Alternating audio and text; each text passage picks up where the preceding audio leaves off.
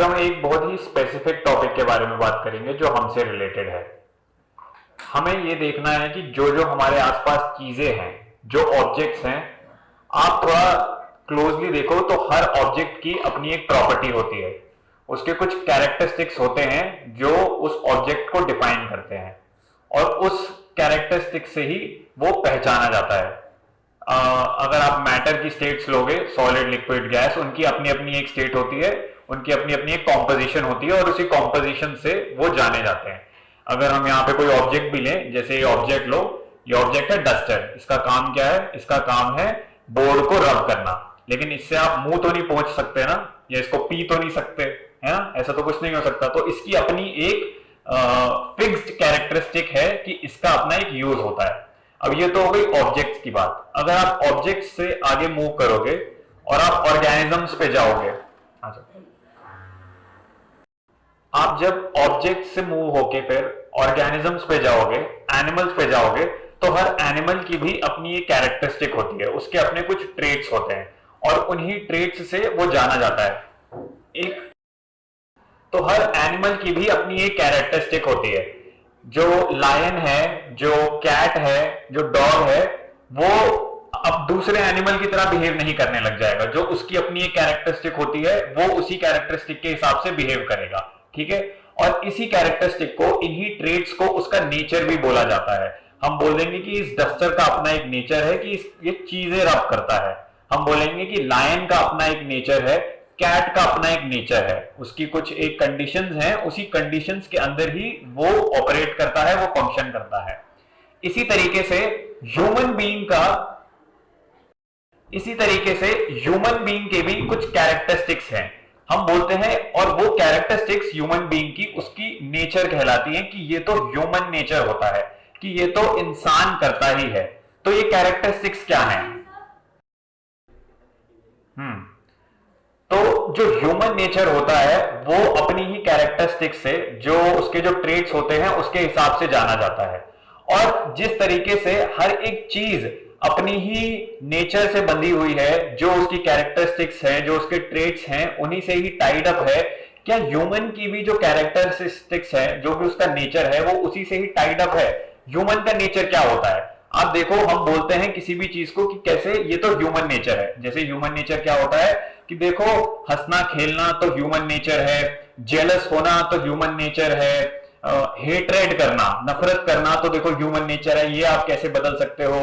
हम बोलते हैं कि देखो, लड़ाई करना, वायलेंट होना भी ह्यूमन नेचर है। मतलब ये तो हमेशा से ही ह्यूमन की हिस्ट्री से हम देखते ही आ रहे हैं कि ह्यूमन बीइंग हमेशा वायलेंट ही रहा है। उसको हर समय, हम हिस्ट्री अगर खोल के देखेंगे तो उसने काफी लड़ाइयां करी हैं, उसने काफी वॉर्स करी हैं। इनफैक्ट अब भी कुछ ना कुछ वॉर तो वर्ल्ड के किसी ना किसी पार्ट में हो ही रही है। हर ऑलमोस्ट 10 ईयर्स के एक पीरियड में, हर 50 ईयर्स के पीरियड में एक मेजर वॉर होती है और छोटी छोटी वॉर्स तो लगी ही रहती हैं। तो हम इसको बोल देते हैं कि हाँ देखो, ये तो ह्यूमन नेचर ही है। वायलेंट होना ह्यूमन नेचर ही है, दुखी होना ह्यूमन नेचर ही है, परेशान रहना भी ह्यूमन नेचर ही है। तो ये सारी चीजें हम बोलते हैं कि देखो, ये तो ह्यूमन का नेचर है, कि ये तो उसकी कंडीशंस हैं और इन्हीं कंडीशंस के अंदर वो रहता है। तो आप देखो, अगर चीजों का, एनिमल्स का एक अपनी कैरेक्टरिस्टिक्स हैं, उनकी अपनी एक नेचर है, और ह्यूमन बीइंग का ही एक अपना नेचर है, उसकी भी अपनी एक कैरेक्टरिस्टिक्स है, तो ह्यूमन बीइंग चीजों से कैसे डिफरेंट हो गया? ह्यूमन बीइंग एनिमल से कैसे डिफरेंट हो गया? अगर ह्यूमन बीइंग भी अपनी ही नेचर से, सो कॉल्ड अपनी ही जो कंडीशंस हैं उसकी, जो जिसके अंदर वो फंक्शन करता है, अगर उन्हीं के अंदर काम करता है, तो उसको हम कैसे अलग बोल दें? हम कैसे ये बोल दें कि देखो, ह्यूमन बीइंग थोड़ा डिफरेंट है? हम मानते भले ही अपने आप को डिफरेंट हैं कि हाँ, हम चीजों से अलग हैं। हम ऑब्वियसली कोई अपने आप को डस्टर नहीं मानता, कोई अपने आप को जो सड़क पे चल रहा है डॉग, या जो जंगल में बैठा है शेर, वो कोई नहीं मान रहा अपने आप को। सब मान रहे हैं कि हम एक ह्यूमन है और हम इन सारी चीजों से, ऑब्जेक्ट से, एनिमल से, प्लांट्स से अलग हैं। लेकिन अगर हर चीज अपनी कैरेक्टरिस्टिक के हिसाब से चल रही है, उसी के अंदर फंक्शन कर रही है, और ह्यूमन बीइंग भी फंडामेंटली उसकी ही जो सो कॉल्ड कैरेक्टरिस्टिक्स बोली जाती हैं कि एंगर है उसके पास जेलसी है, उसके पास एंजाइटी है, वो फियरफुल रहता है, वो परेशान रहता है, अगर यही कुछ सारी चीज ह्यूमन बीइंग्स के अंदर हैं और वो इन्हीं चीज से रिस्ट्रिक्टेड है, तो ह्यूमन बीइंग फिर कैसे डिफरेंट है? हमें देखना पड़ेगा कि अगर ह्यूमन बीइंग को हम रिस्ट्रिक्ट कर देते हैं तो वो भी इन्हीं चीजों के अंदर बंधा हुआ रहता है, इन्हीं चीजों से लिमिटेड रहता है। ऐसे ही आप हम जब अब इसको ह्यूमन बीइंग को थोड़ा थोड़ा तोड़ेंगे, फ्रैगमेंट्स में देखेंगे तो वो कैसा दिखता है। हम बोल देते हैं कि देखो एडोलेसेंट का टीनेज में तो होता ही यही है कि यू थ्रो टैंट्रम्स और यू प्रॉब्ली परेशान करते हो आप किसी दूसरे को। बुढ़ापे में हम बोलेंगे कि हाँ ये देखो बूढ़ा हो गया है ना, तो वो जो बोलते हैं कि दे हैव गॉन सीनाइल, कि अरे नहीं बुढ़ापा आ गया है तो वो अब ठीक नहीं है अंदर।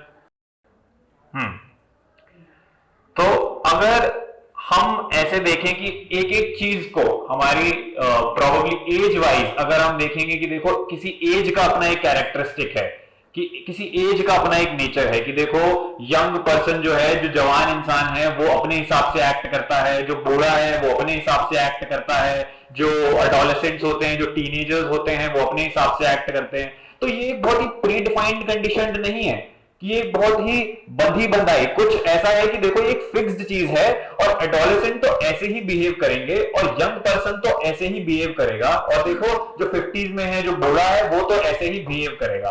तो ह्यूमन बीइंग के पास कोई फ्रीडम कहां है? ह्यूमन बीइंग के पास वो एक खुले रहने की, एक ओपन रहने की क्वालिटी कहां है? अगर उसकी एज ही उसका नेचर डिफाइन कर रही है, अगर उसकी एज ही उसको पूरी तरीके से परिभाषित कर रही है, तो वो अपनी एज से ही बंधा हुआ है। और ऐसे ही क्या फिर वो अपने जेंडर से भी बंधा हुआ है? हम ऐसे बोल देते हैं कि देखो अरे ये तो लड़के हैं, लड़के तो ऐसे ही होते हैं। हम बोल देते हैं अरे देखो ये तो लड़कियां हैं, लड़कियां तो ऐसी ही होती है, women are like that, you must have heard it, men are like that. अगर हम बस अपने जेंडर से ही रिस्ट्रिक्टेड हैं, हम बोलते हैं कि देखो भाई मैं तो मर्द हूं और मैं तो ऐसे ही रहूंगा, या मैं तो औरत हूं, मैं तो लड़की ही हूं तो मैं तो ऐसे ही रहूंगी, तो आप अपने जेंडर से कितने रिस्ट्रिक्टेड हो? आप खुले कहां हो? आपके पास कोई फ्रीडम कहां है? ऐसे ही जैसे अगर चीजें अपनी आपको, अपने नेचर को, अपनी कैरेक्टरिस्टिक को डिफाइन नहीं कर सकते, उनसे उनके बियॉन्ड नहीं जा सकती, उनको उनके अगेंस्ट नहीं जा सकती, और अगर इंसान भी अपने ही जेंडर से, अपनी ही एज से, प्रॉब्ली अपने सोशल स्टेटस से, प्रॉब्ली अपने इकोनॉमिक स्टेटस से, अगर इन्हीं से ही डिफाइन होता है, तो वो बियॉन्ड कहां जा पा रहा है, इनके आगे कहां जा पा रहा है? और उसको तो फिर आगे जाना है ना, थोड़ा उसको थोड़ा फ्री होना है, उसको थोड़ा खुला होना है। लेकिन अगर हम बस यही बोलते हैं कि देखो ह्यूमन तो ह्यूमन नेचर के अकॉर्डिंग रहेगा, ह्यूमन नेचर तो ग्रीडी ही रहेगा, ह्यूमन नेचर तो थोड़ा वायलेंट ही रहेगा, ह्यूमन नेचर तो थोड़ा एग्रेसिव ही रहेगा, अगर ह्यूमन नेचर बस इन्हीं कुछ डायरेक्शंस में, इन्हीं कुछ कंपार्टमेंट्स में बंध के रह गया है, तो ह्यूमन बीइंग तो बहुत टाइड अप है, उसके पास कुछ अपनी ही जो नेचर है, उसकी ही जो कंडीशनिंग है, उसके बियॉन्ड वो नहीं जा पा रहा, उससे वो खुल नहीं पा रहा। तो क्या ये जरूरी है कि वो अपनी ही कंडीशन से बंधा हुआ रहे? क्या ये जरूरी है कि वो अपनी एज से, कि जैसे बोलते हैं कि देखो बच्चे तो ऐसे ही बिहेव करते हैं, क्या बच्चा एक्चुअली मैच्योर, अंडरस्टैंडिंग, वो खुला और इंटेलिजेंट नहीं हो सकता? क्या जरूरी है कि वो परेशान करता रहे, वो चिल्लाता रहे? वो बच्चा एकदम यंग बच्चा नहीं, I am talking about adolescent, teenagers, because at least at that point you have that mind, you have your brain cells which are active, which can understand the world। तो जरूरी नहीं है कि हर टीनेजर एक जैसा हो, कोई हम अपनी एज के अकॉर्डिंग, जैसे बोलते हैं ना कि act your age, act according to your age, तो ये एक्ट अकॉर्डिंग टू एज क्या होता है? ये कौन सी एज है जो मुझे बोल रही है कि भाई तुम्हें ऐसे ही रहना है? अगर बोला जा रहा है कि देखो इफ यू आर ओल्ड तो you have to behave like an old person, ये behave like an old person क्या होता है? If you are young, you are told that you should behave like a young person। ये behave like a young person क्या होता है? अगर हम बोल देते हैं कि देखो you have to act according to your age, you have to act according to your gender, तो इसका मतलब क्या है? कि हमारे पास कोई प्री डिटरमिन्ड आइडिया है, कुछ एक हमारे पास शायद ऑलरेडी ही प्री डिफाइंड आइडिया है, एक प्री डिफाइंड स्क्रिप्ट है जिसके अकॉर्डिंग हम चल रहे हैं। तो एक एज की, जैसे अगर कोई स्टूडेंट्स होंगे तो उनकी अपनी एक बंधी बंधाई कैरेक्टरिस्टिक्स हैं, कोई ओल्ड पर्सन है उसका अपना एक बंधा बनाया कुछ है, तो हमारा सब कुछ अगर प्री डिफाइंड ही है, प्री डिटरमिन्ड ही है, तो हम कभी खुल नहीं पाएंगे। ह्यूमन बीइंग जो है वो फिर बंधा हुआ ही रहेगा, वो रिस्ट्रिक्टेड ही रहेगा। अब क्या उसको ग्रीडी होना जरूरी है? क्या वो ये नहीं देख सकता कि ग्रीड में चल क्या रहा है? क्या वो ये नहीं देख सकता कि वो वायलेंट क्यों होता है? वो क्या कारण है जो उसे वायलेंट बनाते हैं? वो क्या कारण है कि वो नफरत करने लग जाता है, कि उसके अंदर हेट्रेड आ जाती है, कि वो सामने वाले को ऑलमोस्ट मारने पर उतारू हो जाता है? ये क्यों है ऐसा? फिर ह्यूमन बीइंग में और कहीं ना कहीं किसी जानवर में कोई अंतर नहीं है। अगर जानवर भी वो ये कह रहा है कि देखो मजबूर है वो तो मारकर खाने के लिए, और अगर ह्यूमन बीइंग भी यही बोल रहा है, तो ह्यूमन बीइंग में और फिर उस एनिमल में हम पाएंगे कि कोई डिफरेंस नहीं है। वो और वो एनिमल ऑलमोस्ट सेम ही है। क्या ह्यूमन बीइंग समझ सकता है खुद को? क्या ह्यूमन बीइंग देख सकता है कि वो जिस तरीके से बिहेव कर रहा है, वो जिस तरीके से एक्ट कर रहा है, वो जिस तरीके से अपने आप को कैरी कर रहा है, क्या वो वैसे ही करे? क्या उससे कुछ डिफरेंट वो नहीं कर सकता? क्या जरूरी है वो जेलस रहे? क्या जरूरी है कि वो दुखी रहे? क्या वो जरूरी है कि वो परेशान रहे? क्या वो जरूरी है कि वो एंशियस रहे, फियरफुल रहे? क्या वो अपने डर को समझ नहीं सकता कि यार मैं डरा हुआ क्यों रहता हूं, कि कभी कुछ ऐसी सिचुएशंस आती हैं कि मैं एकदम ही घबरा जाता हूं, और जब मेरे पास डर आता है तो मैं बहुत ज्यादा श्रिंक हो जाता हूं, मैं सिकुड़ जाता हूं अपने आप में, मेरे मसल्स कॉन्ट्रैक्ट हो जाते हैं, मेरे अंदर घबराहट आ जाती है। तो ये क्या है? क्या मैं इसको समझ सकते हैं हम कि ये देखो क्यों होता है कि मैं डर जाता हूं बहुत ज्यादा? क्यों होता है कि मेरे को बहुत, मैं चीजों को लेके अपसेट हो जाता हूं? क्या जरूरी है मेरा अपसेट रहना? क्या हम इन सारी चीजों को ह्यूमन बीइंग समझ सकता है? क्योंकि अगर ह्यूमन बीइंग के पास फ्रीडम नहीं है, वो कह रहा है कि देखो ये तो ह्यूमन नेचर है, अरे ऐसा तो होगा ही, अरे ये तो होगा ही, ऐसे ही तो होता है, बच्चे तो ऐसे ही रहते हैं, विमेन तो ऐसी ही रहती हैं, बूढ़ा इंसान तो ऐसे ही रहता है, अरे यंग पर्सन है ये तो चिल्लाएगा ना, ये तो पार्टी करेगा, तो ये तो ऐसे ही रहते हैं, ये तो ऐसे ही हुड़दंग मचाते हैं। तो ये क्या ऐसा जरूरी है कि जो जैसा है वो वैसा ही रहे? क्या इसमें कोई बदलाव नहीं हो सकता? क्या इसमें कोई परिवर्तन नहीं हो सकता? हो सकता है ना। और वो ये फिर परिवर्तन जिसकी हम बात कर रहे हैं, ये कैसे आएगा? ये समझ के ही तो आएगा। क्या वो एक एक करके अपनी जो सो कॉल्ड ह्यूमन बिहेवियर है इसको समझ सकता है कि देखो भाई एंगर कहां से आता है, क्या है रूट कॉज एंगर का, क्या है रूट कॉज मेरे दुखी होने का, जो सौरव है मेरा, क्या आपका जो दुख है और जो किसी दूसरी कंट्री में बैठा है, कोई जापान में बैठा है, क्या उसके दुख से अलग है? आपका जो दुख है, जो ऑस्ट्रेलिया में इंसान बैठा है, जो यूएसए में इंसान बैठा है, क्या आपका दुख उसके दुख से अलग है? उसका टॉपिक अलग होगा, उसका जो इश्यू है जिसकी चलते वो दुखी हो रहा है वो अलग होगा, उसका जो रीजन है जिसकी वजह से वो अपसेट है वो अलग होगा, लेकिन वो जो फीलिंग ऑफ सॉरो है, वो जो फीलिंग ऑफ दुख है कि नहीं हाँ देखो मैं बहुत ज्यादा अपसेट हूं, हाँ नहीं मेरे अंदर एक फियर है, वो तो कॉमन है ना।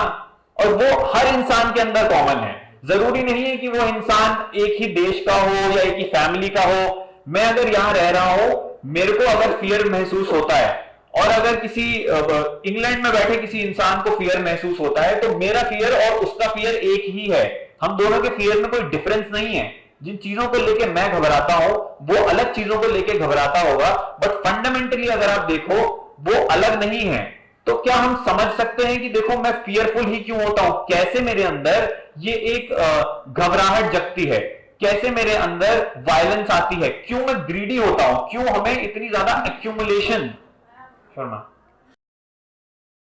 क्यों हमें बहुत सारी चीजें एक्यूमुलेट करने की जरूरत पड़ती है। आप देखो ना कि हर इंसान कर क्या रहा है, हर इंसान प्रोग्रेस के नाम पर, हर एक इंसान तरक्की के नाम पर, हर एक इंसान आगे बढ़ने के नाम पर वो एक्चुअली करता क्या है? आप अगर क्लोजली देखोगे तो वो करेगा यही कि वो एक्यूमुलेट करेगा, कि वो चाहेगा कि बहुत सारी चीजों का वो ओनर बन जाए, वो चाहेगा कि उसके पास बहुत सारी चीजें आ जाए। अगर उसके पास एक घर होगा तो वो चाहेगा थोड़ा और बड़ा घर आ जाए, उसके पास अगर कोई थोड़े पैसे होंगे तो वो चाहेगा और पैसे आ जाए।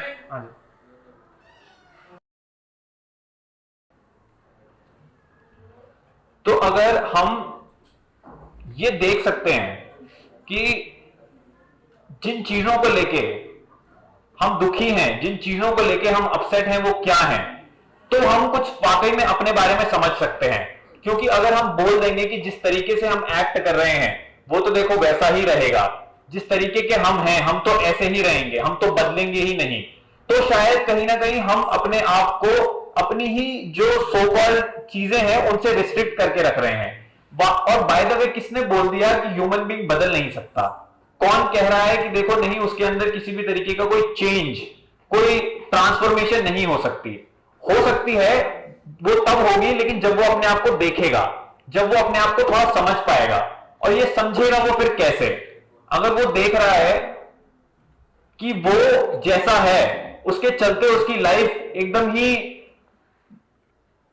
ऑर्डिनरी है, एकदम ही डल है, और उसने अगर चीजें एक्सेप्ट कर ली हैं, वो बस मान के बैठा है कि नहीं देखो ये तो मैं ऐसे ही बिहेव करूंगा, मेरे बिहेवियर में कोई चेंज नहीं आ सकता, मेरे बिहेवियर में कोई डिफरेंस नहीं आ सकता, तो वो फिर अपने ही बिहेवियर से कहीं ना कहीं बंधा हुआ है। उसके पास एक प्री डिफाइंड चीजें हैं, उसके पास एक प्री डिटरमिन्ड स्क्रिप्ट है जिसके अकॉर्डिंग वो चल रहा है, वो कभी चेंज नहीं हो पाएगा।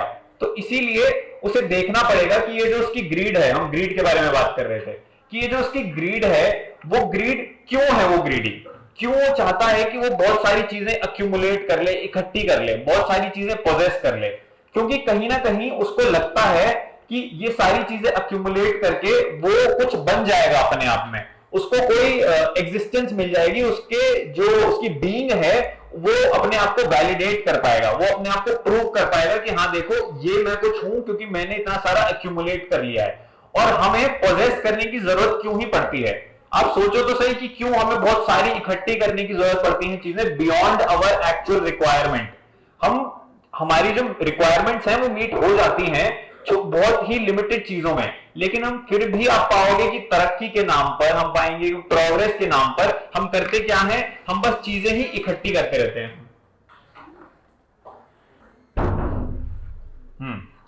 जब तक हम किसी चीज को पोजेस नहीं करेंगे, आप देखो कि जब तक हम किसी चीज के ओनर नहीं कहलाएंगे, तब तक हम अपने आप को ऐसा मानते हैं कि शायद हम में ही कुछ कमी है, कि हम अपने आप में कुछ है नहीं। इसीलिए हमें अपनी बेसिक रिक्वायरमेंट्स के आगे और चीजें इकट्ठी करनी पड़ती हैं, ताकि हम बता सकें कि अरे हाँ देखो हम कुछ हैं, हम बता सकें, खुद को ही इनफैक्ट जता सकें कि देखो क्योंकि मैंने इतनी सारी चीजें ओन कर ली हैं, देखो क्योंकि मैं इतनी सारी चीजें पोजेस करके बैठा हूं, तो देखो मैं कुछ हूं, ये मेरी पोजेशंस मुझे डिफाइन करती हैं। हम अपनी जो एक्यूमुलेशन है, अपनी जो पोजेस करने की जो टेंडेंसी है, उससे अपने आप को डिफाइन करेंगे।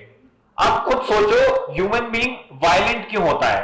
हम बोलते हैं कि हमें नफरत बहुत आ रही है, मैं आई हेट यू, हम यूजुअली ये बोलते हैं ना कि, और जो वायलेंस है सारी, जो पूरा वॉर का ही जो पूरा प्रिंसिपल है, वो कहीं ना कहीं इस हेट पे, इसी अग्रेशन पे, वायलेंस पे ही टिका हुआ है। तो क्यों कोई इंसान वायलेंट होता है?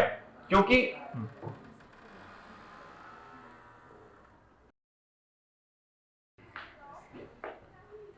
अगर हम ये देखते हैं कि एक इंसान के अंदर वायलेंस का ही क्या कॉज है, कि क्यों हम अपने आप को ये बोलते हैं कि अरे ये तो ह्यूमन नेचर है टू बी वायलेंट, अरे ये तो ह्यूमन नेचर है टू हेट, हम क्यों ये एक्सेप्ट कर लेते हैं, हम क्यों ये अपना लेते हैं और मान के चलते हैं कि ये तो एक डिफॉल्ट सेटिंग है और ऐसा तो होता ही है? क्या इसके बारे में हम थोड़ा समझ नहीं सकते कि ये कहां से, ये जो वायलेंस है, जो हमारे अंदर हेट है, ये आती ही कहां से है? कहीं ना कहीं हम अपने आप को कुछ समझते हैं और दूसरे को अपने से अलग समझते हैं, इसीलिए ही वो जो हेट्रेड है, जो इंसान के अंदर वायलेंस है, वो आती है। जब इंसान बटा हुआ होता है, जब इंसान डिवाइडेड होता है, तभी वो पाएगा कि वो नफरत करने पर इनफैक्ट मजबूर ही है, क्योंकि वो जो है, अब कोई भी हो सकता है, वो क्या हो सकता है, वो किसी कंट्री का हो सकता है, वो किसी रिलीजन का हो सकता है, वो किसी इनफैक्ट जेंडर का भी हो सकता है, वो किसी सोशल क्लास का हो सकता है, वो किसी इकोनॉमिक क्लास का हो सकता है। अगर वो अपनी कोई भी पहचान से बहुत ज्यादा आइडेंटिफाई करता है, बहुत ज्यादा जुड़ा रहता है, वो बोलता है कि मेरी पहचान तो मेरी कंट्री की पहचान है, मेरी पहचान तो मेरी सोशल स्टेटस, मेरी इकोनॉमिक स्टेटस की पहचान है, मेरी पहचान तो मेरी रिलीजन की पहचान है। जितना हम अपनी ये बाहर की पहचानों से जुड़े रहते हैं, उतना हम पाएंगे कि हम कहीं ना कहीं मजबूर ही हैं, we are almost forced to be violent towards the other, क्योंकि उसकी जो पहचान है वो मेरी पहचान को इंपिंज कर रही है, थ्रेटन कर रही है। मैं अगर एक किसी कंट्री का सिटीजन हूं और वो कोई दूसरी कंट्री का सिटीजन है, और वो अगर मेरी एग्जिस्टेंस को उसकी एग्जिस्टेंस से थ्रेट मिल रहा है, तो वो मेरे और उसमें लड़ाई एकदम पॉसिबल है, मतलब वो एकदम गिवन है कि इसके अलावा वो कुछ हो नहीं सकता। जो हमारे बीच में जो ये डिवीजन है कि मैं अपने आप को कुछ मानता हूं, वो सामने वाला अपने आप को कुछ और मानता है, तो हमारे बीच में तो एक वॉर, एक कॉन्फ्लिक्ट ऑलमोस्ट इनएविटेबल है, वो होकर ही रहेगा।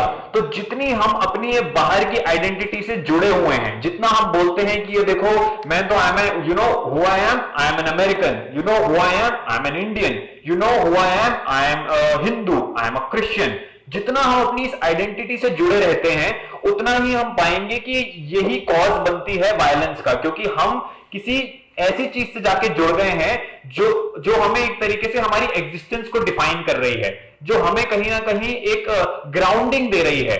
और जब हमारे नीचे का ग्राउंड हिलना शुरू होता है, हमारी जो फाउंडेशन है वही हमें शेक होती हुई नजर आती है, हमें लगता है कि वो थ्रेटन हो रही है, तब हम सामने वाले के टुवर्ड्स वायलेंट होंगे, क्योंकि हमें लगेगा कि ये जो मेरी एग्जिस्टेंस है वो ये हिला रहा है। वो ये मानेगा कि ये उसकी कंट्री की आइडेंटिटी को नहीं हिला रहा, ये उसकी रिलीजन की आइडेंटिटी को नहीं हिला रहा, वो ये समझेगा कि ये मेरी ही एग्जिस्टेंस को किसी ना किसी तरीके का कोई थ्रेट मिल रहा है, कि मैं जैसा हूं, जिस कंट्री से हूं, जिस रिलीजन से हूं, उसको कहीं ना कहीं कोई थ्रेट मिल रहा है। इनफैक्ट मैं किसी सोशल क्लास से हूं, किसी इकोनॉमिक क्लास से हूं, तो मेरे को लगेगा कि देखो मेरे को शायद या तो पुअर होना या तो रिच रहना ये मेरी पहचान है, और जो भी मेरी इस पहचान को हिंडर करता है तो मैं प्रोबेबली उतने ऑब्वियसली वायलेंट वेज का इस्तेमाल नहीं करूंगा, बट फिर भी मैं कुछ सटल वायलेंस का इस्तेमाल करूंगा, मैं कुछ ऐसी चीजों, ऐसे मेथड्स अपनाऊंगा, मैं कोई ऐसी ट्रिक्स करूंगा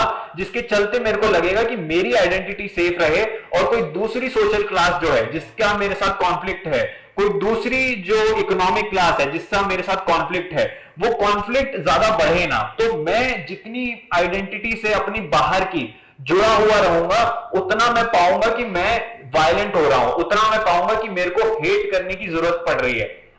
देखो अंदर से देखने में ऐसा लगता है कि देखो दो इंसान लड़ रहे हैं, बट आप अगर क्लोजली देखोगे तो कभी भी जो लड़ाई होती है वो दो इंसानों के बीच में नहीं होती। अगर ये इंसान दूसरे इंसान से लड़ रहा है तो वाकई में ऐसा है कि इसकी अपनी कोई पहचान ये मान के बैठा है और ये अपनी कोई पहचान मान के बैठा है, और ये दो पहचानें आपस में लड़ रही हैं। अब ये इंसान जो है उसने अपनी पहचान से अपने आप को बहुत ज्यादा जोड़ लिया है, वो उससे ही जाके चिपक चुका है, वो उसकी ही नींव बन चुकी है वो पहचान उस इंसान की, और दूसरे इंसान की नींव जो है वो उसकी पहचान बन गई है। तो ये पहचानें आपस में लड़ती हैं। जो इंसान खुद को देख सकता है कि वो ऑटोनोमस है, कि उसको जरूरी नहीं है कि कोई बाहर की पहचान उसे परिभाषित करे, जरूरी नहीं है कि कोई और की कोई चीज, कोई नेशनैलिटी, कोई रिलीजन, कोई जेंडर, कोई सोशल क्लास, कोई इकोनॉमिक क्लास ये उसे डिफाइन करे। जब वो ये देख सकता है कि नहीं मेरे को इन सारी चीजों पे अपने आप को रिलाय करवाने की जरूरत नहीं है, इन सारी चीजों की सपोर्ट की जरूरत नहीं है, ये मुझे बहुत एक फॉर्मल सेंस में डिफाइन कर सकती होंगी, क्योंकि जिस कंट्री में मैंने जन्म लिया है, जिस रिलीजन के अंदर मैं आया हूं, ये मुझे एक बहुत ही सुपरफिशियल लेवल पे डिफाइन करती होंगी, लेकिन जरूरी नहीं है कि ये मेरी एग्जिस्टेंस की ही फाउंडेशन बन जाए, कि मैं इनको अपने एकदम अंदर एकदम डीपर आने दूं और बोल दूं कि देखो ये मैं हूं, कि मैं तो एक ये मेरी रिलीजियस आइडेंटिटी है, कि देखो ये मेरी कंट्री की आइडेंटिटी है। जितनी ये आइडेंटिटी हमारे अंदर डीप सीटेड तरीके से मौजूद होंगी, जितना हम इनसे क्लोजली एसोसिएट करेंगे, उतना हम पाएंगे कि हम ऑलमोस्ट वायलेंट है, क्योंकि जब भी ये थ्रेटन होती है, जब भी ये चैलेंज होती है, तभी हम एकदम ही एक्शन में आ जाते हैं, तभी हम एकदम ही नर्वस एक्साइटमेंट के साथ आके सामने वाले पर अटैक करने की कोशिश करेंगे। क्यों? ये इसीलिए ही होता है। तो क्या इंसान ये देख नहीं सकता कि कैसे उसके पास अपनी खुद की आइडेंटिटी नहीं है, उसके पास अभी खुद का कुछ भी ऑटोनोमस नहीं है, कुछ अपना नहीं है, और वो निर्भर ही है इन सारी चीजों पे। और जिन चीजों पे वो निर्भर है, अगर उसको लगता है कि उन पे थ्रेट आ रहा है, उन पे कोई अटैक हो रहा है, उनको कोई हिलाने की कोशिश कर रहा है, कोई शेक करने की, कोई चैलेंज करने की कोशिश कर रहा है, तो वो फिर एग्रेसर होगा, तो वो फिर एग्रेसिव बनेगा, और यहीं से ही फिर हमें वायलेंस समझ आएगी। तो जरूरी नहीं है कि जो वायलेंस जो हम एकदम कैजुअली मानकर चलते हैं, जो हम एक्सेप्ट करके चलते हैं कि ये देखो ये तो ह्यूमन नेचर का पार्ट है, कि ह्यूमन तो फोर्स ही है वायलेंट होने के लिए, कि उसको तो अपनी रक्षा करने के लिए सामने वाले को तो देखो मारना ही पड़ेगा। ये जो हम मानकर चलते हैं कि ये चीजें हैं और ये तो ह्यूमन हिस्ट्री का पार्ट है और इसको कोई बदल नहीं सकता, यही प्रॉब्लम है। हमें इसको ही थोड़ा क्लोजली इंस्पेक्ट करना पड़ेगा, इसको थोड़ा इन्वेस्टिगेट करना पड़ेगा कि ऐसा क्यों है। जो डर है, फिर इंसान डरता क्यों है? जो वो कहता है कि वो डर के मारे यही कर रहा है, क्या डर भी यही नहीं है कि उसकी कोई आइडेंटिटी अगर थ्रेटन होती है, कि उसको बोलता है कि भाई देखो जिस भी चीज पर तुम रिलाय करते हो वो तुमसे छीन ली जाएगी। डर यही तो है कि मैं किसी चीज को अगर पोजेस करता हूं, अगर मैं किसी चीज को बोलता हूं ये मेरी है और कोई मुझे लग रहा है कि ये मुझसे छीन लेगा, कोई मेरे को लग रहा है कि ये मुझसे शायद ये मेरे से ले लेगा, तो फिर मैं डरूंगा। कोई भी अगर आप किसी चीज को पोजेस करोगे, किसी भी चीज को अगर ओन करोगे, तो उसका छीनना, उसका दूर होना आपको डराएगा, आपको घबराहट होगी।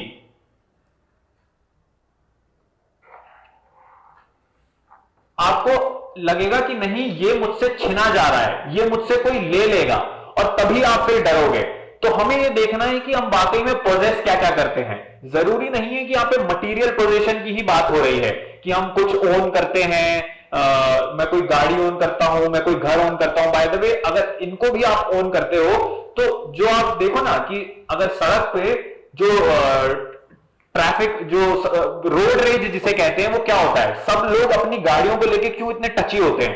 क्योंकि वो चीज वो ओन करते हैं। किसी दूसरे की गाड़ी में लग जाए तो किसी को फर्क नहीं पड़ता। क्यों फर्क नहीं पड़ता? क्योंकि वो उसे ओन नहीं करता। हम जिस चीज को ओन करेंगे, हम जिस चीज को पोजेस करेंगे, उसे कोई टच कर देता है आगे, और हम क्योंकि इसको ओन करते हैं तो हमारा इससे बहुत ही ऑलमोस्ट जुड़ा हुआ रिश्ता है। इतना जुड़ा हुआ रिश्ता है कि हमें लगता है कि किसी ने अगर हमारी गाड़ी को ठोकर मारी है तो हमें लगता है कि उसने हमें ही ठोकर मार दी है, कि कोई हमें ही टच करके चला गया है, कि हमें ही कोई किसी ने हमारा रास्ता काट दिया है। अरे तुम एक गाड़ी में चल रहे हो और एक सड़क पे चल रहे हो और रास्ता ऐसा होता रहता है, लेकिन क्योंकि हम जुड़े हुए हैं इतने, क्योंकि हम मानते हैं कि मैं ही गाड़ी हूं तो मेरे को ही कोई ठोक के चला गया है, कि देखो मेरे को ही किसी ने स्क्रैच कर दिया है, कि किसी ने मेरे ही बम्पर पे आकर ठुकरा दिया है, कि कोई मेरा ही शीशा तोड़ के चला गया है। रोड रेज का भी फिर यही कारण है, क्योंकि आप जिस चीज को पोजेस करते हो, जो मटेरियल पोजेशन से आप जितने क्लोजली अटैच हो, उसको अगर कोई हार्म पहुंचाएगा तो आपको लगता है कि आप पर हार्म पहुंच रहा है। तो ये है एक मटेरियल, एक तरीके की एसोसिएशन। आपके घर से भी आपकी एक मटेरियल एसोसिएशन रहती है, हम उससे बहुत ज्यादा जुड़े हुए रहते हैं। अगर आपका घर सपोज करो किसी लोकेलिटी में है जो शायद किसी एक स्टैंडर्ड से, किसी भी स्टैंडर्ड से अच्छी जगह पे नहीं है, और कोई लोग उसका मजाक उड़ा रहे हैं, अरे यहां रहता है तू, ये तेरा घर, अच्छा यहाँ, अच्छा इस लोकेलिटी में रहते हो तुम, और इस में एक बहुत बड़ी जजमेंट है। वो आपको कुछ मान रहा है कि अरे आप तो कुछ अच्छे एरिया में नहीं रहते, और अब आपको क्या लगने लग गया? आप इनसिक्योर होने लग गए हो, आपको एक इंफीरियोरिटी कॉम्प्लेक्स आने लग गया। आपको लग रहा है कि अरे नहीं, शायद मेरा घर ना अच्छी लोकेलिटी में होना चाहिए था, शायद मेरे को ना एक बहुत ही पॉश लोकेलिटी में होना चाहिए था, ये ऐसा है नहीं। अब यहाँ पे हो क्या रहा है, थोड़ा क्लोजली देखो। जिस चीज को आप, जिस चीज से एसोसिएटेड हो, जिस घर से आप एसोसिएटेड हो, जो आपकी लोकेलिटी, अगर आप उससे बहुत क्लोजली एसोसिएटेड हो, कोई उसको बुरा बोलता है तो आपको लगने लग गया है कि वो आपको बुरा बोल रहा है। ये क्यों हो रहा है? क्योंकि हम इससे आइडेंटिफाई करते हैं, हम इससे जुड़े हुए हैं। जितना हम अपनी चीजों से जुड़े, आप आपका घर तो नहीं हो, नहीं हो ना, आप जिस लोकेलिटी में रहते हो आप वो लोकेलिटी तो नहीं हो, नहीं हो ना, लेकिन फिर भी आप पाओगे कि अगर कोई इसका मजाक उड़ाता है, कोई इस पे किसी तरीके की कमेंट करता है, तो आपको भी बुरा लगने लगता है। वो बुरा ही इसलिए लगने लगता है क्योंकि हम उससे जुड़े हुए हैं। हम मानते हैं कि भाई जहां मैं रहता हूं, जो मेरा घर है, यही मैं हूं, और अगर मेरे घर को कोई बुरा बोल रहा है तो हम मानेंगे कि ये मुझको कोई बुरा बोल रहा है। लेकिन अगर आप ऑब्जेक्टिवली देखो तो ऐसा तो है नहीं कि आप आपका घर हो, ऐसा तो है नहीं कि आप आपकी लोकेलिटी हो, लेकिन फिर भी हमें बुरा लगता है, वी फील हर्ट। और यही होता है कि जिन चीजों को हम फिर जिनसे एसोसिएटेड होते हैं बहुत ज्यादा, जिनसे बहुत क्लोजली जुड़े होते हैं, उन पर जब कोई कमेंट करता है तो हमें लगता है कि हम पे कमेंट हो रहा है। और ये तो हमने बात करी मटेरियल पोजेशंस की, जब उनको कोई कुछ बोलेगा तो हमें बुरा लगने लगेगा। हम बहुत सारी बहुत सटल चीजें भी पोजेस करते हैं। हमारे पास हमारी कोई आइडियोलॉजी होगी, हमारे पास हमारा कोई बिलीफ होगा, और अगर उस बिलीफ को कोई चैलेंज करेगा, अगर हमारी आइडियोलॉजी को कोई चैलेंज करेगा तो हमें बुरा लगने लग जाएगा, क्योंकि हम उसको पोजेस कर रहे हैं। हम बोल रहे हैं कि इस पे तो देखो मेरी जिंदगी ही टिकी है, और कोई आके उसे चैलेंज कर दे रहा है। मेरा एक बिलीफ है, सपोज करो मेरा एक बिलीफ है, मैं बोलता हूं कि देखो मैं बहुत अच्छा इंसान हूं, I am a really good person, मैं सबका भला चाहता हूं, मैं किसी का बुरा नहीं चाहता।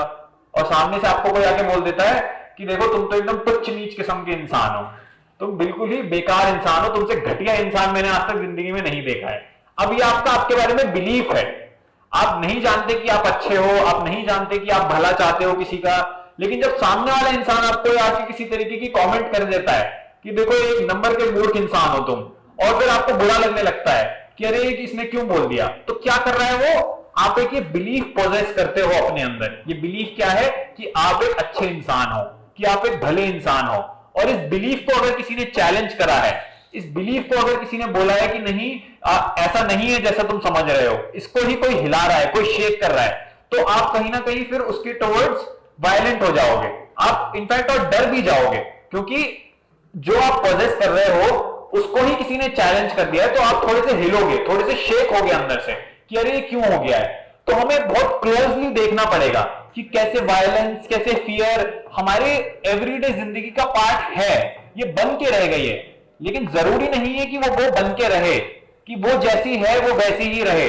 हम दुखी रहते हैं, हम अक्सर आधे से ज्यादा लोगों के आप पास जाओगे तो सबके मुंह लटके रहते हैं, सब कहते हैं कि हाँ हम दुखी हैं। और जो सो कॉल्ड खुश भी हैं वो कहीं ना कहीं ऊपर से किसी प्रिटेंशन में है, या उन्होंने अपने आप को बहुत आर्टिफिशियली ये बता रखा है कि हाँ नहीं हम तो खुश हैं, या वो किसी बिलीफ को लेकर वो अपने आप को बोल रहे हैं कि हाँ हम तो देखो इसीलिए सुखी हैं क्योंकि हमारे पास देखो सिक्योर फैमिली है या सिक्योर घर है, एक्सेट्रा एक्सेट्रा। लेकिन हम पाएंगे कि देखो ये दुख भी कहां से आता है, क्या कारण है कि इंसान दुखी हो रहा है, क्या क्यों है वो सौरवफुल इतना, क्यों उसके अंदर एक मायूसी सी हमेशा छाई रहती है, क्या वो इसको समझ सकता है। और दुख है अंदर, तो दुखी कौन है, ये कौन सी चीज है हमारे अंदर, कौन सी एंटिटी है, कौन सी इकाई है जो जाके चिपकना ही चाहती है, क्योंकि आपके अंदर कुछ है ना जो जाके बता रहा है, ये जो डिक्लेयर कर रहा है कि देखो मैं तो दुखी हूं। तो दुख तो बाद में आता है, जो इकाई पहले ये बोलती है, ये अनाउंस कर देती है, ये घोषित कर देती है कि हाँ वो दुखी है, वो इकाई पहले आती है, वो एंटिटी पहले आती है कि नहीं आती है। तो ये तो देखें कि ये कौन है जो अपने आप को दुखी बोलता है, ये किन किन चीजों को मान के बैठा है, ये किन किन चीजों को अपनाता है, ये किन किन चीजों में बिलीव करता है, किन किन चीजों को एक्सेप्ट कर चुका है, और तब ये बोलता है कि हाँ ये सारी चीजों की वजह से मैं दुखी हूं। तो उसके टॉपिक्स को नहीं देखें हम, ये देखें कि ये दुखी चीज क्या है हमारे अंदर।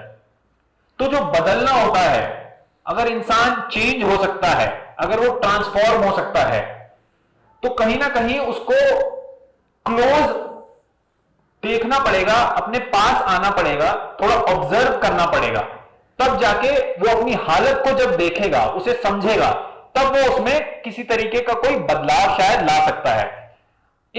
एक रूल है कि every object under observation changes. इसका मतलब क्या है कि आप खुद भी देखो, अगर आप किसी को कुछ करते हुए देखते हो और वो शायद किसी टास्क में है, और आपकी जैसे ही आप समझ लो आपने उस रूम में एंटर करा, तो वो शायद बदल जाएगा, वो थोड़ा शिफ्ट हो जाएगा, कॉन्शियस हो जाएगा इस फैक्ट को लेके कि देखो कोई रूम में आया है। ऐसी अगर जानवर के साथ भी कोई बिल्ली अगर ऑलमोस्ट अपना आराम से बैठी होगी, लेकिन आप अगर किसी रूम में एंटर कर रहे हो, उस जगह पे एंटर कर रहे हो जहां से वो आपको देख सकती है, तो कहीं ना कहीं देखो अलग से हो जाएगी, वो उसको पता लग जाएगा कि हाँ कोई आया है, कोई एंटर करा है, तो यहां पे हो क्या रहा है। वो उसने ये देखा है कि कोई आ गया है, और उस पर जो नजर पड़ी है उसकी नजर ने उसको बदल दिया है, थोड़ा सा वो अवेयर हो गई है। हम भी अगर कोई काम कर रहे होते हैं, किसी चीज में इन्वॉल्व होते हैं, और हमें लग रहा है कि कोई हमें देख रहा है, तो हाँ आप देखो कि आपका बिहेवियर शायद बदलने लगता है। किसी की प्रेजेंस में जब आप होते हो और जब अपने आप में होते हो, सपोज करो आप कोई रूम में अपना काम कर रहे हो और किसी ने एंटर करा, तो कुछ एक होता है ना कि हाँ you are sort of aware of that person, थोड़ा बदलाव आता है हल्का सा आपके ही बिहेवियर में, आपको लगता है कि हाँ वो शायद देख रहा है, तो उसके देखने से आप अंदर कहीं ना कहीं कुछ शिफ्ट होता है आपके अंदर। तो यही एक चीज है जिसको कहा जाता है कि every observation, every object under observation goes through a change. जब देख लिया जाता है बस कि चल क्या रहा है, पहले तो यूजुअली हमारे जो डेली इंटरेक्शंस होते हैं, जो हमारी डेली सिचुएशंस होती हैं, उसमें हम कहीं ना कहीं बदलते हैं, या हम किसी और को देखते हैं तो कोई वो और हल्का सा बदल जाता है, वो कॉन्शियस हो जाता है या चेंज हो जाता है, कुछ ही तरीके का किसी डिग्री का तो चेंज आता है। और कोई हमें देख लेता है तो हम शायद बदल जाते हैं, हमारी किसी बिहेवियर में चेंज आने लगता है। अभी आप ही देखो, मैं किसी किसी को भी देखूंगा, आप में से ही किसी को थोड़ी देर के लिए देखूंगा और वो शायद वो डिसिप्लिन हो जाएंगे ऑटोमेटिकली कि अरे मेरे को ऑब्जर्व करा जा रहा है। वो ऑटोमेटिकली उनकी पीठ सीधी हो जाएगी, वो हंसना बंद कर देंगे अगर हंस रहे होंगे, वो अगर हेड डाउन करके बैठेंगे तो वो अपना हेड ऊपर कर लेंगे। क्यों? क्योंकि उनको पता लग गया है कि उनको देखा जा रहा है। तो जब भी किसी को देखा जाता है तो वो थोड़ा बदल जाता है, वो कहीं ना कहीं अपना बिहेवियर चेंज कर लेता है। तो ऐसे ही अगर हम अपने आप को देखेंगे तो हम ये ऑब्जर्व कर पाएंगे कि हमारी जो ऑब्जर्व कर रहे हैं, हम जिस चीज को देख रहे हैं, वो कहीं ना कहीं किसी चेंज हो रहा है उसके अंदर। अगर हम अपनी ही आदतों को नोटिस कर रहे हैं, हम अपने तौर तरीकों के अंदर देख रहे हैं और उनको उस देखने से कुछ समझ आ रहा है हमारे अंदर, तो वो समझ धीरे धीरे चेंज करती है आपको। आपने ये सुना होगा अक्सर, एग्जाम्स का टाइम होता है तो शायद पेरेंट्स आपको बोलते होंगे, टीचर्स आपकी बोलती होंगी कि देखो चीटिंग मत करो, भले ही तुम्हें ऐसा लग रहा होगा कि आपको कोई नहीं देख रहा है चीट करते हुए, लेकिन भगवान देख रहा है आपको चीट करते हुए। ऐसा सुना होगा ना आपने, ये बोला जाता है। आ जाओ, ये हमें हमेशा से बताया गया है कि देखो जब भी आप चीट कर रहे हो तो भले ही आपको ऐसा लग रहा हो कि आपको कोई नहीं देख रहा, लेकिन आपको बताया जाता है कि भगवान देख रहे हैं। जब ये बोला जाता है कि देखो जब आप चीट कर रहे हो तो भले ही आपको कोई नहीं देख रहा है, लेकिन आपको भगवान तो देख रहा है। उसको थोड़ा रैशनली देखोगे, भगवान का मतलब ये नहीं है कि कोई सुपर पावर बैठी और वो देख रही है, अच्छा ये कर रहे हो तुम, nobody is doing that. But यहां पे अगर बहुत रीजनेबली आप गौर करोगे, थोड़ा लॉजिकली इसको सोचोगे कि जब बोला जाता है कि देखो आपको कोई नहीं देख रहा लेकिन आपको भगवान तो देख रहा है, तो कहीं ना कहीं यहां पे ये बोला जा रहा है कि आप जब कुछ ऐसा कर रहे हो जो आपको नहीं करना चाहिए, जैसे अगर आप चीट ही कर रहे हो एग्जाम में, तो आपको तो कहीं ना कहीं अंदर से पता है ना कि आप चीट कर रहे हो। अगर आप झूठ बोल रहे हो तो कोई भले ही नहीं जानता हो कि आप झूठ बोल रहे हो, आप तो जानते हो ना कि आप झूठ बोल रहे हो।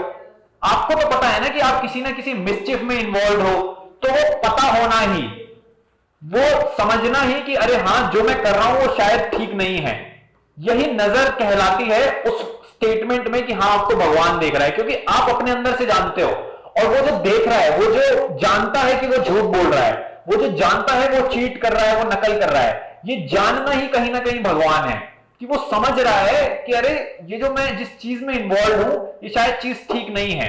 तो वो जो नजर जिसको बोला जाता है कि अरे आपको कोई तो देख रहा है, वो देखना एक्चुअली आपकी ही एक अंदर की एक बहुत ही सटली अवेयर क्वालिटी है, जो ये समझ सकती है कि हाँ यार जिस चीज में वो इन्वॉल्व है वो चीज गलत है कहीं ना कहीं। वो जो कर रहा है वो जानता है वो क्या कर रहा है। इनफैक्ट वो लेबल भी नहीं करेगा, वो ये गलत नहीं बोलेगा कि ये गलत है या ये बुरी है या ये अच्छा है, वो ये देख रहा होगा कि चल क्या रहा है। और इसी देखने से जब हमें दिखेगा कि ये जो चीज हम कर रहे हैं ये शायद वर्थवाइल नहीं है, ये है क्या वाकई में अपने आप में, तब जाके जो एक चेंज होता है, जो ट्रांसफॉर्मेशन होती है, वो थोड़ी सब्सटैंशियल होती है। क्योंकि आप खुद से ऑब्जर्व कर रहे हो अपना ही बिहेवियर, आप अपने आप को ही देख रहे हो, आपको पता चल रहा है कि आपकी आदतें वैसी क्यों हैं, जो चीजें आपको पसंद हैं, जो चीजें आपकी डिफॉल्ट बिहेवियर है। अगर आप बहुत ज्यादा गुस्से में रहते हो, आप थोड़े जेलस हो, आप दुखी रहते हो, आप फियरफुल हो, जब आप इन चीजों को एक एक करके थोड़ा पढ़ने लगते हो अपने ही अंदर, जिन जिन चीज, जब आप घबराए हुए हो, अब आप अपने आप को देख रहे हो कि यार मैं किस चीज से घबरा रहा हूं, कि क्या आगे जाके कुछ बुरा हो जाएगा, मैं उस चीज से घबरा रहा हूं, अच्छा हाँ ठीक है, आगे जाके क्या बुरा हो जाएगा, ये मैं क्या सोच रहा हूं, क्या अभी कुछ बुरा हुआ है या ये मैं सोच ही रहा हूं, ये मेरी बस एक इमेजिनेशन ही है कि मैंने बस एक ख्याल करा है और ये ख्याल मेरे को डरा रहा है, तो क्या मैं देख सकता हूं कि ये बस एक ख्याल ही है। तो ये देखना क्लोजली अपने आप में, अपने आप को बहुत स्टेप बाय स्टेप, बहुत डिटेल्ड तरीके से पता चलता है कि मेरे अंदर चल क्या रहा है, कि कौन कौन सी चीजें हैं जो मुझे, जिस तरीके से मैं एक्ट करता हूं वो मुझे फोर्स करती हैं वैसा एक्ट करने पर, वो क्या कारण है जिनसे मैं झूठ बोल देता हूं, मुझे इस झूठ बोल के मिल क्या रहा है, वो क्या चीजें हैं जो मेरे को अग्रेसिव बना देती हैं, क्या मैं क्यों अग्रेसिव हो रहा हूं, क्यों मैं अभी अंदर से डरा हुआ हूं जो मेरे को अभी अग्रेसिव होने का जरूरत पड़ रही है। ये देखना, बहुत ही स्टेप बाय स्टेप ऑब्जर्व करना कि मेरे अंदर की चल क्या रहा है, कि वो क्या है ऐसा जो वो कौन से मैंने अपने अंदर विश्वास पाल रखे हैं, वो क्या चीजों को मैं बोलता हूं कि ये तो सही चीजें हैं। जो जो चीजों को आप सही मानते हो, थोड़ा उसको देखना कि मैं इसे क्यों सही मानता हूं, ये मुझे क्यों अच्छी लगती है। और कोई चीज को अगर मैं बुरी बोल रहा हूं तो ये देखना कि यार मेरे को क्यों बुरी लग रहा है, मेरे को किसी ने बताया है क्या, क्या सारे लोग बुरा बोलते हैं इसको इसीलिए मुझे ये बुरी लगती है, और जिस चीज को शायद सारे लोग अच्छी बोलते हैं इसीलिए मुझे ये अच्छी लगने लग गई है। क्या मैं जानता हूं खुद से ओरिजिनली कि ये क्यों अच्छी बोली जा रही है, ये वाली चीज, ये वाली चीज बुरी क्यों बोली जा रही है। मेरे अंदर जिस तरीके से मैं एक्ट करता हूं, किन्हीं लोगों के आगे मैं आगे डर जाता हूं, तो मैं क्यों इन लोगों के आगे जाके स्पेसिफिकली डर जाता हूं, क्या है इनमें ऐसा जो मुझे डराता है। कोई मेरे ऊपर किसी तरीके का दबाव बना पाता है, कोई मेरे ऊपर किसी तरीके का प्रेशर क्रिएट कर पाता है, वो क्या है मेरे अंदर ऐसा जो यील्ड कर देता है। यील्ड मतलब समझते हो, जो झुक जाता है उनके आगे कि अरे ये सामने वाला बड़ा इंसान है और मुझे झुकना पड़ेगा। तो मेरे अंदर क्या है ऐसा जो मुझे झुका रहा है। क्या मैं ये मान के बैठा हूं कि उसकी कोई इकोनॉमिक स्टेटस ज्यादा ऊंचा है, कोई सोशल स्टेटस ज्यादा ऊंचा है, इसीलिए मुझे उसके आगे झुकना पड़ेगा। जिनके आगे हम झुक रहे हैं, जिनके आगे हम डर रहे हैं, हम ये देख तो सकते हैं ना कि हम उनके आगे क्यों डर रहे हैं। तो ये close observation of your own self कि भाई हम हैं क्या, हम पल पल किस किस तरीके का व्यवहार कर रहे हैं, हम क्यों डिस्ट्रैक्टेड रहते हैं, क्या चीजें हैं जो हमें हमेशा परेशान करके रखती हैं, वो क्या चीजें हैं जो हमेशा हमारे अंदर ही कंटिन्यूअस थॉट्स की तरह घूमती रहती हैं। हमारे थॉट्स ही क्या हैं, मेरे अंदर जो फीलिंग्स आती हैं, ये फीलिंग्स क्यों उठती हैं, ये क्या है इन फीलिंग्स का राज, ये क्या मेरे से करवाना चाहती हैं। क्या मैं अपनी इन फीलिंग्स को ही ऑब्जर्व कर सकता हूं, क्या मैं इनको समझ सकता हूं, क्या मेरे अंदर कोई थॉट आया है मैं उसको खुला छोड़ सकता हूं ये देखने के लिए। गेट नंबर तो थोड़ा ये अपने ऊपर ध्यान देने से, देखने से कि भाई क्या चीजें हैं मेरे अंदर जो किस तरीके का थॉट जगाती हैं, क्या चीजें हैं जो मेरे अंदर किसी तरीके की फीलिंग्स जगाती हैं। बस वो जग गई हैं तो उनके एक तरीके से कंट्रोल में आके कुछ करना देना कि मैं गुस्सा हो गया तो मैं अब गुस्से में एक्ट करने लग जाऊंगा, मैं घबरा गया तो मैं अब घबराहट में अपनी कुछ कर दूंगा, कि अगर मेरे को थोड़ी परेशानी हो गई तो मैं बहुत ही ज्यादा अपसेट हो जाऊंगा। ये बस ऑटोमेटिकली अपने इमोशंस के कंट्रोल में ना रहना, थोड़ा देख पाना, उनको समझ पाना, उनको इनफैक्ट स्टडी कर पाना कि अरे चल क्या रहा है मेरे अंदर ऐसा, कि ये क्या है मेरे से अंदर जो मेरे से ये चीजें करवाता है, कि मैं क्यों मजबूर ही हूं अपनी फीलिंग्स को फील करने के लिए। क्या मेरी फीलिंग्स जो है वो आए और वो अपनी हरकतें करती रहें, अपना डांस करती रहें, और जरूरी नहीं है क्या मैं उनसे जाके एसोसिएट करूं, वो तो अपना कर सकती है ना कुछ भी। क्या मुझे उनको फॉलो करना जरूरी है, क्या मुझे उनसे एसोसिएट करना अपने आप को जरूरी है कि मैं इनसे अपने आप को एसोसिएट करके रखूं। तो ये अपने अंदर धीरे धीरे देखने से, थोड़ा समझने से खुद को ही पल पल कि मेरे अंदर चल क्या रहा है। हमारा जो सो कॉल्ड ह्यूमन नेचर है, जिसको हम फॉलो करने के लिए ऑलमोस्ट मजबूर ही हैं, हम उसके बियॉन्ड जा सकते हैं, हम उससे थोड़ा आगे बढ़ सकते हैं, तब ह्यूमन जाके कहीं एक्चुअली इवॉल्व हो सकता है। उसके अंदर जो एक सब पार लेवल है, आपको पता है ना कि हर ह्यूमन कैसे बस अपनी 10 से 20% की कैपेसिटी पे ही हर समय ऑपरेट कर रहा होता है, और वो कभी नहीं थोड़ा बढ़ पाता अपनी ही वो 10 से 20% की कैपेसिटी से आगे। वो कभी उसके अंदर कुछ भी,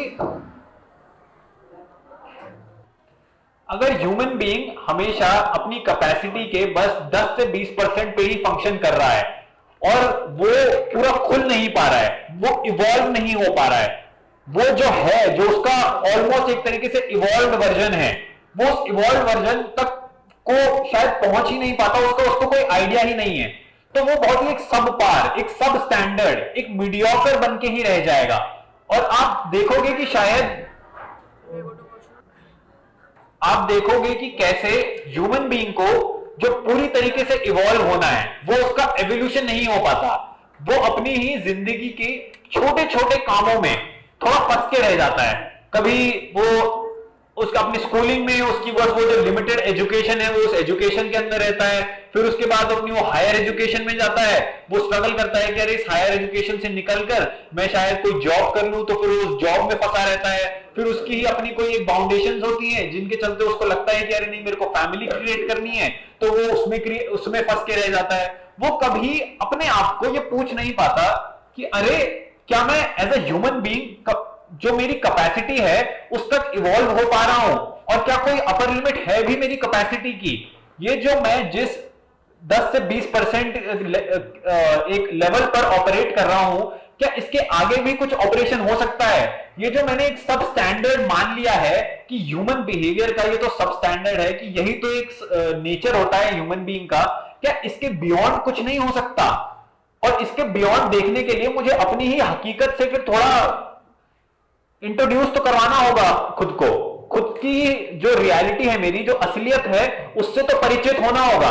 अगर मैं अपनी अभी की रियलिटी से परिचित नहीं होऊंगा, मैं उसको नहीं समझ पाऊंगा, तो किसी भी इसको ट्रांसेंड करना तो बहुत दूर की बात है। मुझे अपनी ही हकीकत को तो पहले जानना होगा कि मैं कैसे झूठ बोल देता हूं अपने आप से ही, कि मैं,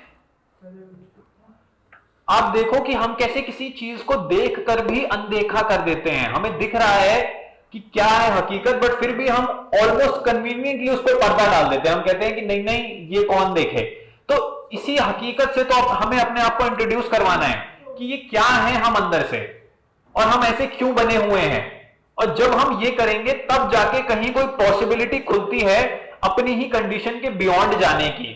जो सो कॉल्ड ह्यूमन नेचर हम सदियों से देखते आए हैं, उसको फंडामेंटली बदलने की, उसको कंप्लीटली ट्रांसफॉर्म करने की जो पॉसिबिलिटी है, वो खड़ी ही वहां से होती है जब हम जाने कि हम एक प्री डिटरमाइंड, एक प्री डिफाइंड बिहेवियर के अंदर ही ऑलमोस्ट फंक्शन करते जाते हैं। ह्यूमन नेचर वो नहीं है जो हम देखते आ रहे हैं अपने आसपास।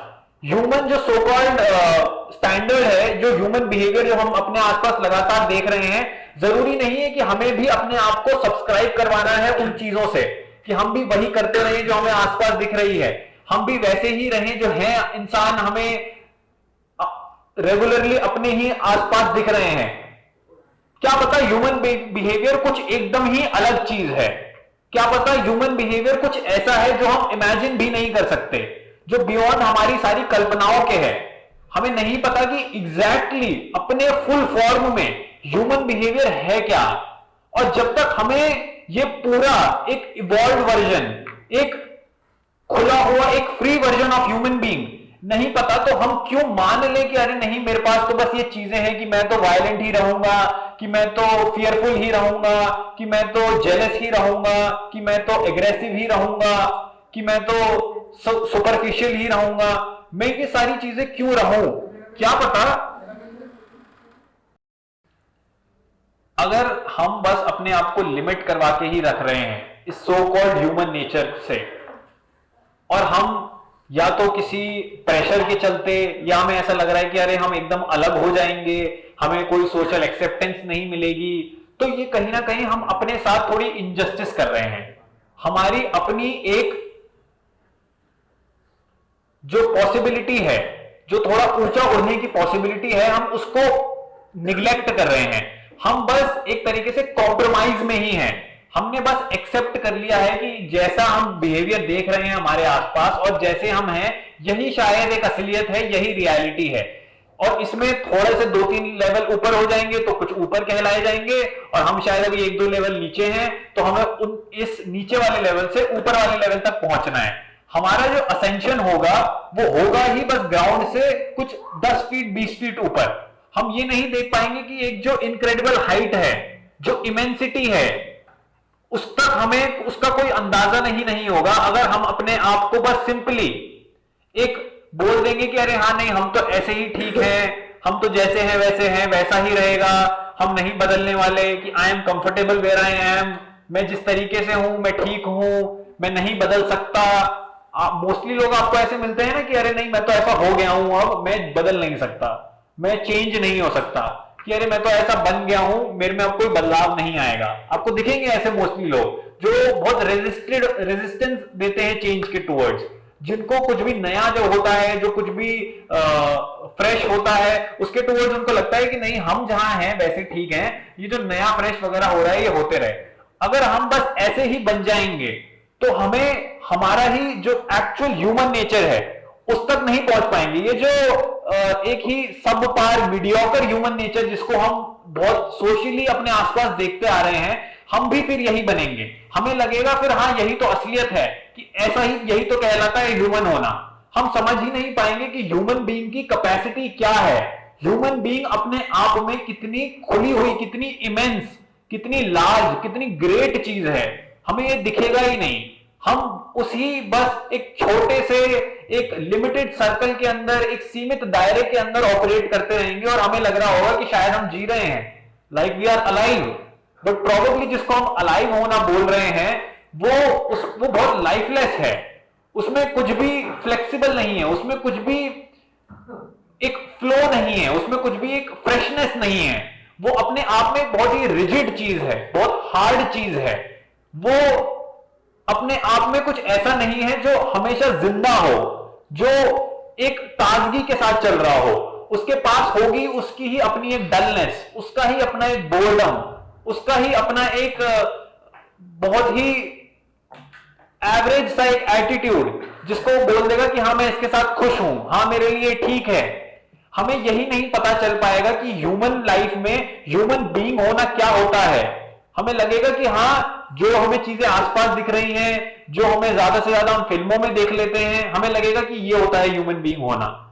हमें जो एक्चुअल ह्यूमन बीइंग की पूरी पोटेंशियल है उसको हम छू ही नहीं पाएंगे, और शायद उस तक कभी पहुंचे ही नहीं, और लाइफ निकल जाए और हमें लगेगा कि अरे यही तो लाइफ थी, हमने ठीक तो जी है। क्योंकि हमें उस इमेंसिटी का कुछ आइडिया ही नहीं था, हमें कुछ समझ ही नहीं थी कि अरे बनना क्या होता है, ह्यूमन बीइंग होना कहलाता क्या है। अगर हम बोलते हैं कि हाँ हम थोड़े सेंसिटिव हैं, हम बोलते हैं कि हाँ हम हर्ट हो जाते हैं, क्या पता ह्यूमन बीइंग का जो उसकी पॉसिबिलिटी है उसमें हर्ट होने कुछ होता ही नहीं है, वो उसकी डिक्शनरी का ही पार्ट नहीं है। वो जो हमारा जिसको हम कहते हैं ह्यूमन नेचर, जो अपनी एब्सोल्यूट फॉर्म में होता है, उसमें हर्ट होने जैसी कोई चीज ही नहीं होती।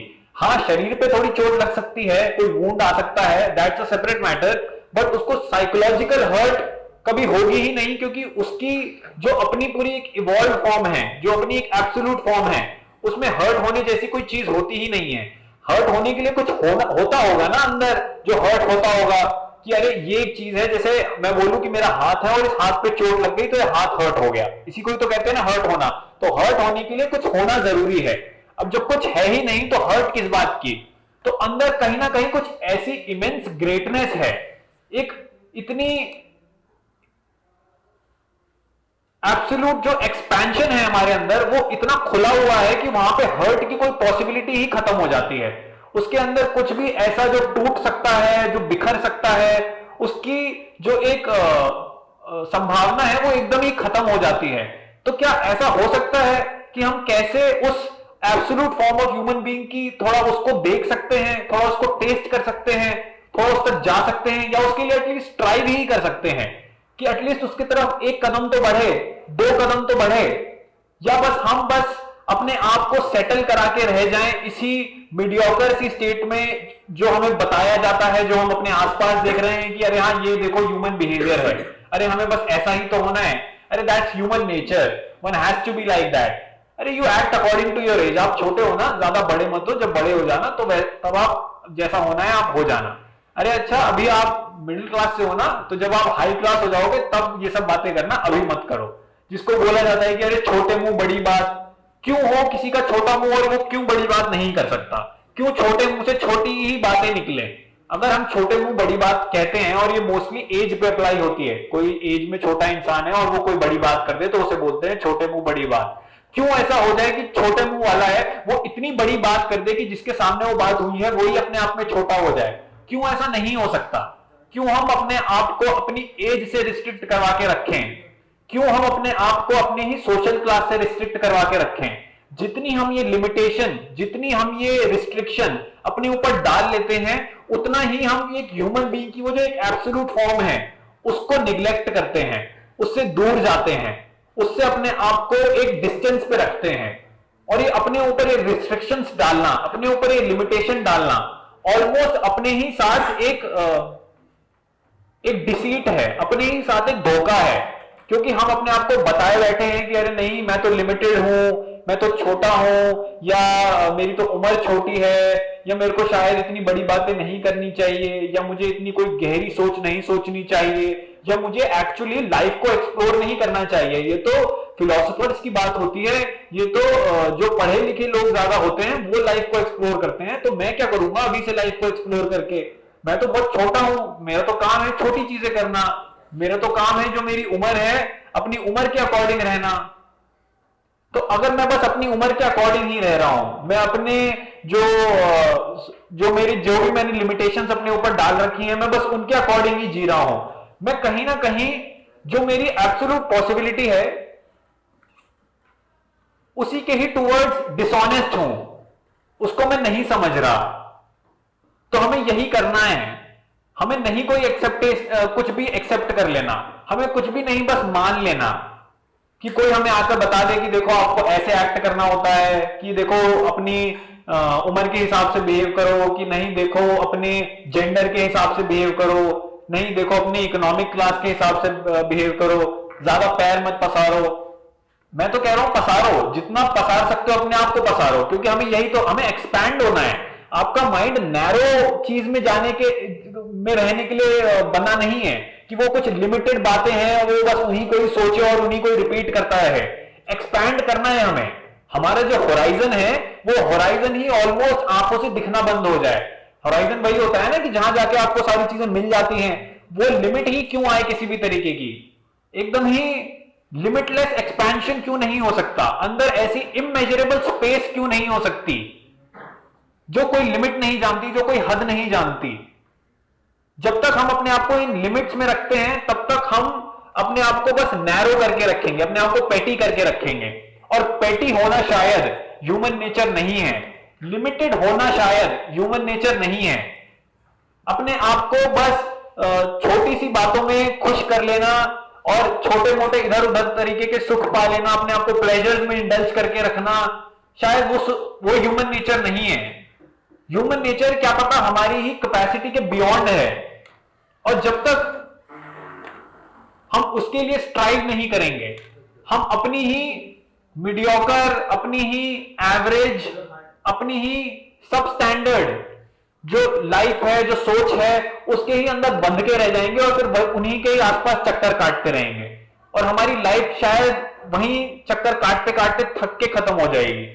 लेकिन हम कभी कुछ भी ऐसा नहीं जान पाएंगे जो स्पेशियस होगा अपने आप में, जो इमेंस होगा, जिसके अंदर ग्रेट ब्यूटी होगी, जिसके अंदर एक ऐसा वाव फैक्टर होगा कि अगर हम उसके सामने खड़े होंगे तो हम अपने आप को भूल जाएंगे, और कहीं ना कहीं खुद को ही भूल जाना ही, खुद की ही पेटी चीजों को लेकर, खुद की ही जो छोटी मोटी हमारी ही परेशानियां हैं, हमारी ही एंजाइटी है, जो हमारी ही फियर्स हैं, इनका ही गायब होना हमें उस एब्सोल्यूट फॉर्म को थोड़ा टेस्ट करवाता है, उसकी थोड़ी झलक दिखाता है। जब तक हमारे अंदर हमारी ही छोटी चीजें चल रही हैं, हमारी परेशानियां, हमारे फियर्स, हमारे जेलसी, हमारी ग्रीड, जब तक हमारे अंदर ये सब चल रही है, तब तक हम वो जो एक इमेंसिटी है उसके शायद आसपास भी नहीं है। हम बस एक वही जो प्री डिटरमिन्ड ह्यूमन नेचर है, जो बताया गया है कि यही कंपार्टमेंट्स होते हैं, इन कंपार्टमेंट्स के अकॉर्डिंग आपको एक्ट करना है, हम बस उन्हीं से ही अपने आप को एसोसिएट करके, उन्हीं में ही लिमिट करके अपनी जिंदगी पूरी बिता देंगे।